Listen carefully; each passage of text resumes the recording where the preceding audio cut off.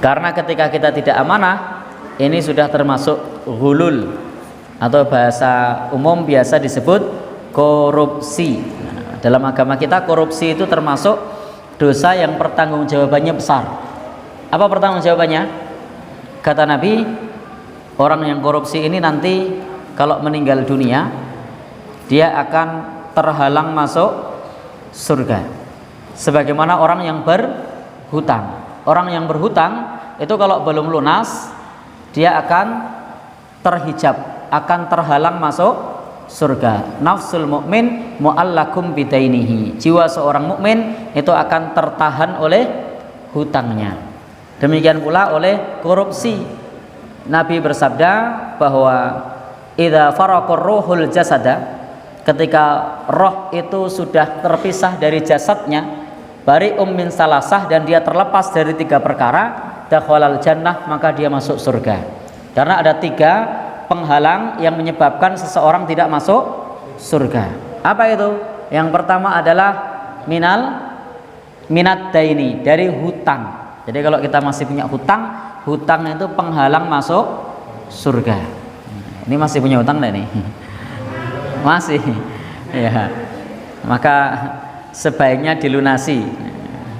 Jadi tidak usah hutang lagi kecuali kepepet. Ya kalau tidak kepepet jangan hutang. Mayoritas orang hutang hari ini tidak kepepet. Ya, mayoritas orang hutang hari ini karena kepingin, bukan kepepet. Jadi karena kepingin. Ya. Oh ya, memang nanti kalau dia punya utang lalu meninggal dunia, putra putrinya, ahli warisnya wajib melunasi. Nah, jadi wajib melunasi. Masih ingat ketika Rasul mau ngimami itu, pada saat mau ngimami sholat jenazah, kemudian Rasul bertanya, apakah dia punya dain, punya hutang? Para sahabat menjawab, na'am, ya. Apakah ada wafaknya? Ada yang nanti menjamin melunasi hutang? Maka tidak ada. Maka Rasul mundur, tidak jadi ngimami. Maka Abu Qatadah mengatakan, ana wafa'uh ya Rasulullah. Ana wafa'uh, aku adalah orang yang nanti akan melunasi hutangnya wahai Rasulullah. Jadi ada orang yang menjamin. Maka kemudian Rasul maju, kemudian mensolatinya, menunjukkan bahwasanya bisa dilunasi oleh orang lain. Maka idealnya warisan itu bukan hutang. Warisan itu sebaiknya bukan hutang. Apa warisan sebaiknya? Ya, jadi jangan hutang warisan itu. Wal yakhshal ladzina law taraku min khalfihim dzurriyyatan di'afan. Nah, berhati-hatilah meninggalkan suatu generasi yang lemah. Maka Al-Quran mengajarkan jangan sampai kita tinggalkan generasi yang lemah. Ditinggali hutang tambah susah. Baik, Bapak dan saudara yang berbahagia yang dirahmati Allah, insya Allah termasuk seorang yang mati syahid sekalipun dia terhalang masuk surga kalau masih punya hutang. Bukan tidak bisa masuk surga, masih bisa kalau hutangnya dilunasi, atau nanti setelah hutangnya dirembuk, dihisap, lalu ada transaksi tidak lagi dengan dinar dan dirham, tapi transaksinya dengan pahala dan dosa. Maka kemudian di situ baru bisa masuk surga.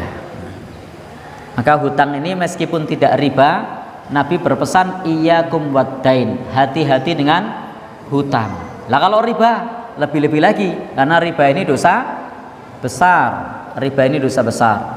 Satu dosa yang dalam Al-Quran selain syirik yang disebut hum fiha khalidun. Nah, jadi dosa yang diancam kekal dalam neraka itu adalah syirik. Hum fiha khalidun, akan kekal di dalam neraka, dan Allah tidak akan mengampuni. Innallaha la yaghfiru ayyushraka bihi. Allah tidak mengampuni dosa syirik dan mengampuni dosa selain syirik. Tapi ingat, Al-Quran juga berpesan ada dosa lain yang disebut dalam Al-Quran dengan ancaman hum fiha khalidun, dan itu bukan dosa syirik. Dosa apa itu? Riba. Al-Quran mengatakan wa man 'ada faulaika ashabun nar hum fiha khalidun. Barang siapa yang mengulangi dosa ribanya, maka mereka masuk neraka dan mereka kekal di dalamnya. Naudzubillahi min dzalik. Maka berhutang itu bukan sesuatu yang dilarang di dalam agama kita, tetapi hendaknya kita tidak bermudah-mudahan dalam berhutang. Nabi bersabda, iyyakum waddain, hati-hati dengan hutang. Jadi harus hati-hati kita, tidak bermudah-mudahan dengan hutang. Kalau mau hutang, kalau kepepet. Jadi kalau tidak kepepet, tidak usah hutang. Harus kita petakan apakah doruri, hajati, atau tahsini. Kalau doruri, kebutuhan mendesak, ya, monggo kalau mau hutang. Masuk rumah sakit untuk bayar rumah sakit. Tidak punya jaminan, ya sudah, apa boleh buat? Hutang, boleh. Hindari hutang yang riba. Kemudian apalagi misalnya yang betul-betul darurat. Mantu tidak termasuk darurat. Mantu itu gengsi. Karena nyun sewu, ketika mantu itu kita mau milih kok. Kita bisa milih mau murah, mau mahal, mau meriah, itu kita bisa milih. Tetapi banyak orang yang kemudian tertipu dengan gengsi. Dengan gengsinya tersebut dia ngutang, dengan ngutangnya tersebut terjatuh dalam perkara yang riba. Padahal hukum walimah wajib apa sunnah? Sunnah. Ngutang riba haram. Kita menjalankan yang sunnah tetapi kita melakukan yang haram. Rugi apa untung? Rugi. Jadi maunya dapat pahala sunnah tapi malah dapat dosa riba. Jadi kalau mau mantu tidak usah ngutang. Cake opo enengi. Toh akad nikah tok rapopo. Gimana? Oh iya, ngutangnya tidak riba ya. Kalau ngutang tidak riba monggo, tapi kalau utang riba jangan. Ya? Tekor katanya. Baik. Jadi jangan sampai kita bermudah-mudahan dalam hutang. Ya kalau kepepet monggo. Tapi ingat ukurannya jangan gengsi. Lihat pada kemampuan kita. Toh menikah itu cukup bayar di KUA, kemudian saya terima nikahnya, selesai. Murah toh? Murah. Saya bilang gitu karena saya udah praktek. Saya nikahnya sangat sederhana sekali. Jadi nikahnya sangat sederhana sekali. Bahkan pada saat hari pernikahan, hari H, jangan boleh tanya sama istri saya nanti, di uang saku saya cuma ada uang 2.000 rupiah. Padahal dari Jogja sampai ke Purwokerto. Loh kenapa? Ya memang saya ngecak ke apa enengi. Ya, jangankan di tas-tas saja tidak bawa, Pak. Tidak bawa tas. Dan saya ketika datang ke Purwokerto itu pada saat pakai mobil saya tidak ngerental, saya tidak nyewa, minjem. Ya benar. Bisa tanya sama istri saya minjem. Loh kenapa harus gengsi? Memang mobil pinjaman kok. Saya bilang sama istri mobil pinjaman.